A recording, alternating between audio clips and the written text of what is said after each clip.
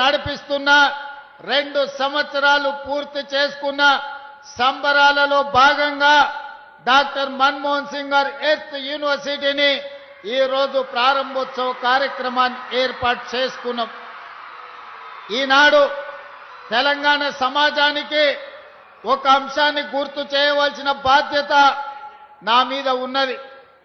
ఆనాడు ఈ ప్రాంతం కొత్తగూడెం థర్మల్ పవర్ స్టేషన్ కోసము వందలాది ఎకరాల భూముల్ని ఈ ప్రాంత రైతులు ఇస్తే ఆనాడు అందులో సిబ్బందిని ఈ ప్రాంతం వాళ్ళని కాకుండా ఇతర ప్రాంతాల వారికి అవకాశం ఇస్తే మొట్టమొదటి తెలంగాణ ఉద్యమానికి పునాదులు పడ్డది పాల్వంచ ప్రాంతంలో అని చెప్పి ఈనాడు మనం గుర్తు చేసుకోవాలి.